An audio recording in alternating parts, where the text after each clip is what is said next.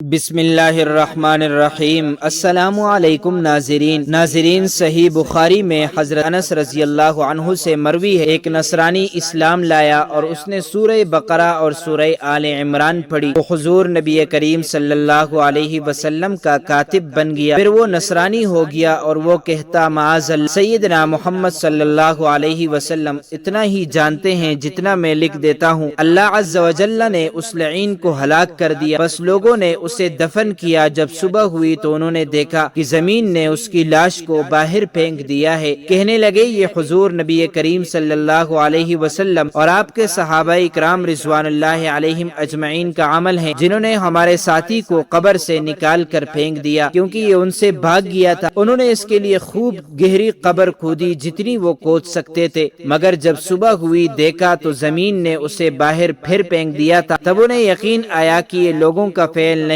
پھر انہوں نے اس کو زمین پر ہی ڈال دیا۔ اسی طرح تاریخ کا ایک انوکھا واقعہ کہ جب کتے نے ناموس رسالت امام صلی اللہ علیہ وسلم پہ پہرا دیا، یہ بات ہر مسلمان کے قلوب اور اذہان میں راسخ رہے کہ اللہ پاک کام لینا چاہے تو ابابیلوں کے لشکر بیچ کر کعبہ کو بچا سکتا ہے۔ اسی طرح وہ ذات اقدس اگر چاہے تو جس سے چاہے ناموس رسالت پہ پہرا دلوا سکتی ہے، جیسا کہ امام ابن حجر عسقلانی رحمۃ اللہ علیہ رقم تراز ہیں کہ مغلوں میں سے ایک بڑے امیر نے عیسائیت قبول کی تو عیسائیوں اور مغلوں کی بڑی جماعت اس کے پاس آئی۔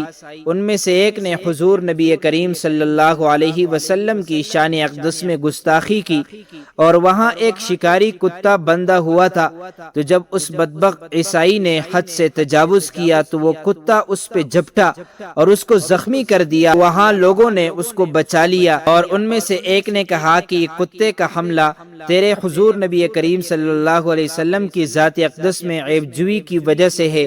تو وہ بدبخت کہنے لگا، ہرگز نہیں، بلکہ معاملہ یہ ہے کہ یہ کتا بڑا غیرت مند ہے، اور جب میں نے اپنے ہاتھ سے اشارہ کیا تو اس نے سمجھا کہ میں اس کو مارنا چاہتا ہوں۔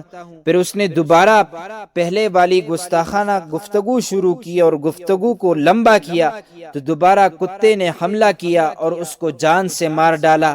یہ واقعات دیکھ کر 40,000 مغلوں نے اسلام قبول کر لیا۔ سبحان اللہ۔ امام محمد بن یوسف الصالحی کے علاوہ قاضی عیاض مالکی الشفا میں محمد بن موسیٰ دمیری نے حیات الحیوان الکبریٰ میں درج کیا۔ فقہائے قیروان اور سخنون والوں نے ابراہیم فزاری کے قتل کا فتویٰ دیا۔ یہ بہت بڑا شاعر اور بہت سے علوم کا ماہر تھا۔ قاضی ابو العباس بن طالب کے ہاں یہ بھی مناظرے کی مجالس میں شرکت کرتا تھا۔ ایک مرتبہ دوران مناظرہ اس نے اللہ رب العزت کی شان اقدس، انبیاء اکرام علیہم السلام، بالخصوص حضور نبی کریم صلی اللہ علیہ وسلم کی شان اقدس میں بے ادبی اور گستاخی اور استہزاء اور تمسخر کا ارتکاب کیا۔ اس کو قاضی یحییٰ بن عمر اور دیگر فقہاء اکرام کے پاس لایا گیا۔ انہوں نے اس بنا پر اس کے قتل اور سولی کا فتویٰ دیا تو اس کے پیٹ کو چھری سے چاک کیا گیا اور اس کو الٹا لٹکا کر سولی دی گئی، پھر اس کو جلا دیا گیا۔